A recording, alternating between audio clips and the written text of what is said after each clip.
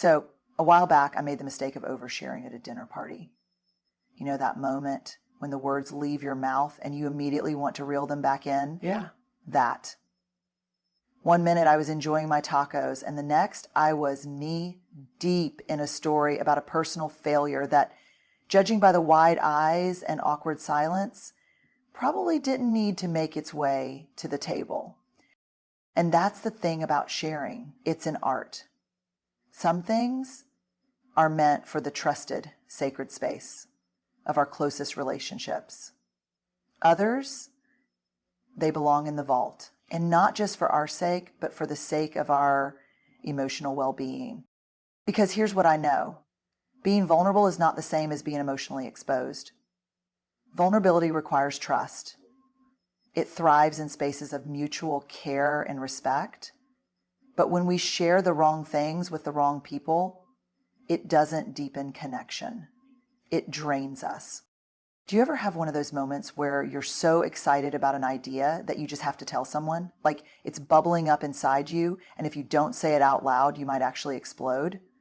So you do it, you share it, and then it happens. The reaction that wasn't what you expected, the pause that lingers a little too long, the half smile, the raised eyebrow, the casual, ooh, cool that somehow lands like a lead balloon. And suddenly, something that felt alive in you a moment ago now feels small, uncertain, almost silly.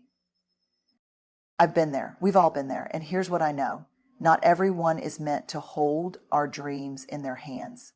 Because here's the thing, dreams are fragile in the beginning. They're not fully formed. They don't have armor yet. They're just these tiny, hopeful ideas that need time and space to breathe before they get exposed to the elements.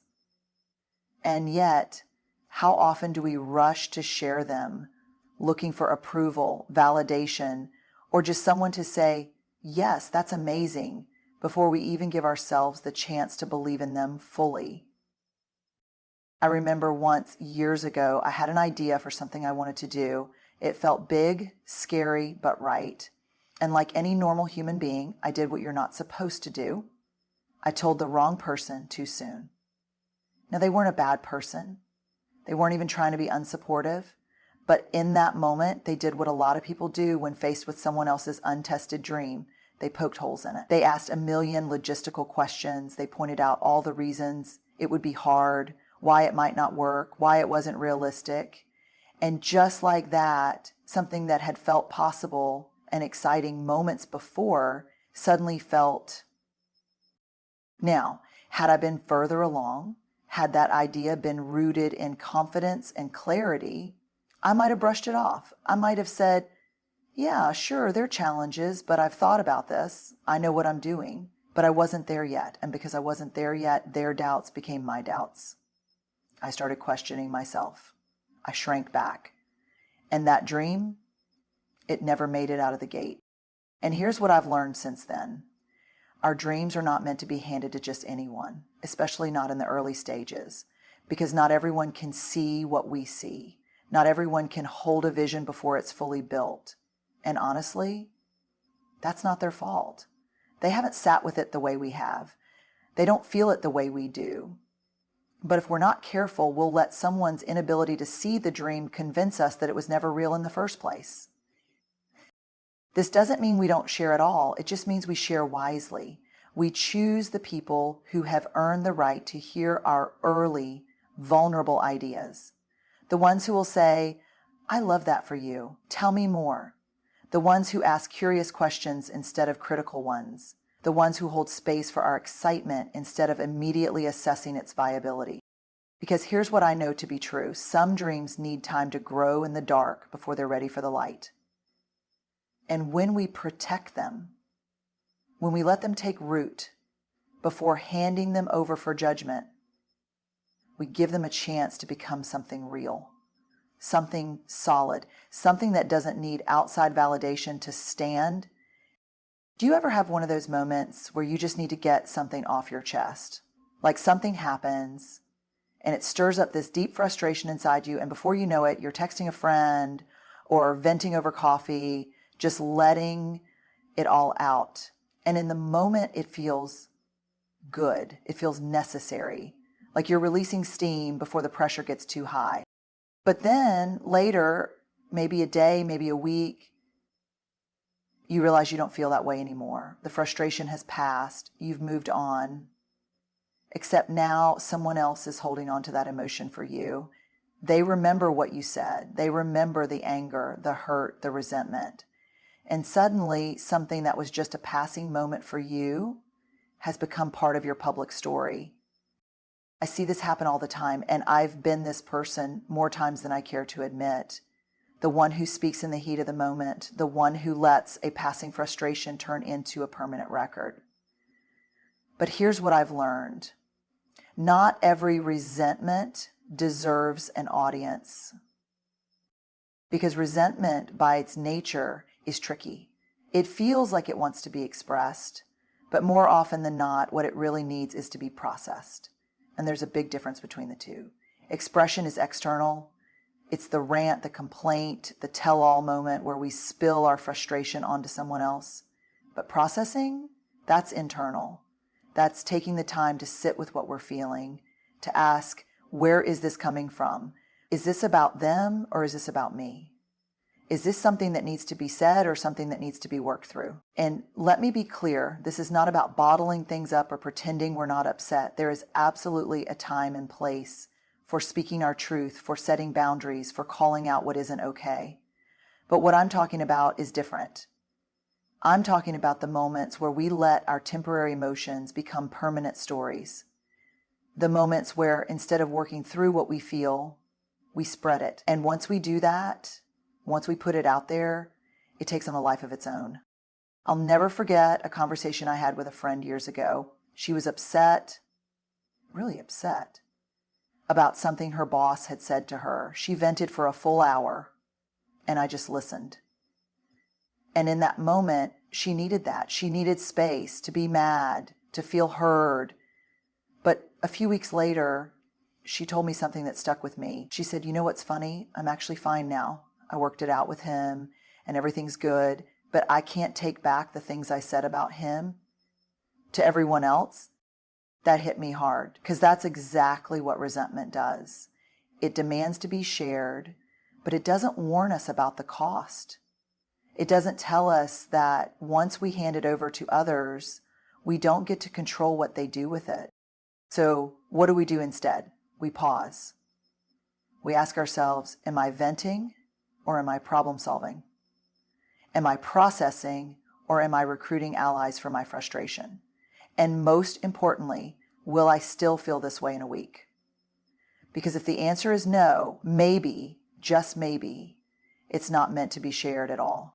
And when we learn to hold space for our own emotions, instead of handing them off to everyone around us, we don't just protect our relationships, we protect ourselves. We give ourselves room to heal, to grow, to move forward, without leaving a trail of words we can't take back. I was in a conversation once where someone I barely knew looked me straight in the eye and said, "I just don't think I'm worthy of love." And I remember feeling this mix of emotions, a deep empathy, yes, but also a little bit of panic. Not because I didn't care, but because I knew instinctively that this wasn't something I could hold for them. Not in that moment, not in that way. Because here's the thing, our deepest insecurities, the ones that sit at the core of who we are not meant to be handed to just anyone. Not because there's something to be ashamed of, but because they are tender, they are delicate. They are the most vulnerable parts of us. And when we share them too freely, without trust, without safety, without knowing that the person on the receiving end is capable of holding them with care, we run the risk of doing more harm than good. I've learned this the hard way. I've had moments where I opened up about something I was struggling with only to be met with a response that felt dismissive or worse, judgmental. And let me tell you, nothing shuts a person down faster than handing over a piece of their heart and having it mishandled. It doesn't just sting in the moment. It makes us second guess all vulnerability. It teaches us, even if we don't realize it, that maybe it's safer to stay silent. And that's the tragedy, isn't it? Because we do need to share these things. We do need spaces where we can be fully seen, fully known. But the key is knowing who has earned the right to hear those parts of us. Not everyone has. There's a difference between transparency and vulnerability. Transparency is about letting people see us. Vulnerability is about letting people hold us. And the truth is, some people haven't done the work to hold us well. Not because they're bad people, but because they don't know how. Maybe they haven't done their own healing. Maybe they respond to insecurity with tough love instead of tenderness.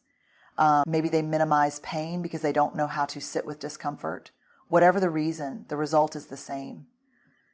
When we share too much, too soon, with the wrong people, we don't get connection. We get disconnection. And that disconnection breeds shame. So how do we know who to trust with our deepest fears, our self-doubts, our quiet inner battles? We watch. We notice. We pay attention to the people who listen with curiosity instead of judgment, who hold space instead of rushing to fix, who make us feel seen instead of scrutinized. These are the people we let in. These are the people we say, hey, this is hard for me, without bracing for impact. And just as important as knowing who to trust is knowing when to share. Some insecurities need time. Some need therapy before they need friendship. Some need to be understood within ourselves before we can ever ask someone else to understand them. Because the truth is, when we hand over something fragile before we're ready, we risk letting someone else's reaction define how we see ourselves. But when we choose wisely, when we share in spaces of trust, with people who have earned the right to hear our story, we don't just invite connection. We invite healing. We create the kind of belonging that doesn't ask us to perform or to be perfect or to have it all figured out. And that kind of belonging, that's where real growth happens. That's where real courage begins. I was in a coffee shop once when I overheard a conversation that made me cringe. A woman was sitting with a group of friends, and she was laying it all out, venting about her partner in a way that made me want to slide under the table for him. She wasn't just frustrated. She was frustrated out loud, publicly, with an audience. And her friends? They were eating it up.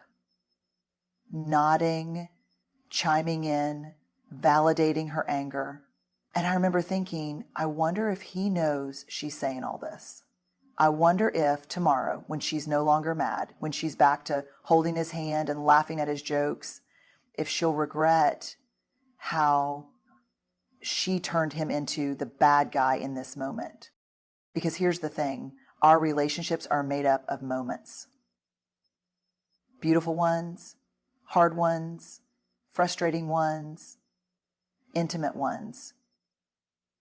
And when we take those moments, especially the hard ones, and hand them over to an audience that wasn't meant to hold them, we don't just break trust with our partner, we break trust with ourselves. Now, don't get me wrong, I believe in having a support system. I believe in talking through the tough stuff, in leaning on the people who love us when we need perspective or guidance. But what I've seen over and over again is that when we start sharing everything, when we take the struggles that belong in the quiet corners of our relationship and lay them bare for public consumption, we don't get resolution. We get judgment, and that judgment lingers long after we've moved on. I've been on the other side of this. I've been the person who listened as a friend, vented about their partner, detailing every flaw, every mistake, every moment of disappointment, and then, a week later, they were posting anniversary pictures with heartfelt captions about how much they love each other. And I remember thinking, wait, what? Because the version of their relationship they had handed me, it wasn't the whole story. It was just a chapter, but it was the only one I got to see. And that's the danger. When we tell only the worst parts, we don't just shape other people's opinions, we shape our own. We replay the hard moments instead of the good ones. We turn our frustrations into stories that stick, even when the feelings that created them were temporary. So what do we do instead? We get really intentional about who we talk to and why we're talking. If the goal is to process, to gain perspective, to get advice from someone who truly has our best interest at heart, great.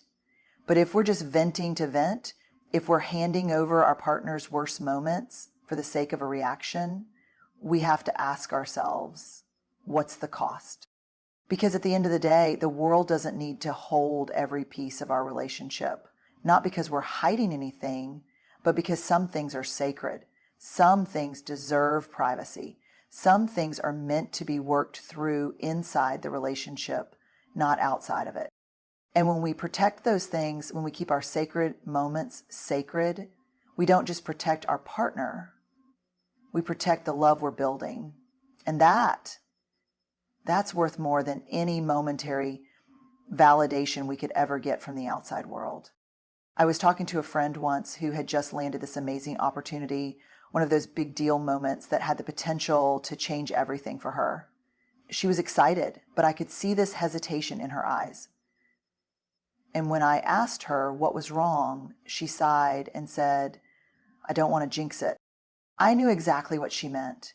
That feeling of wanting something so badly but being afraid to say it out loud.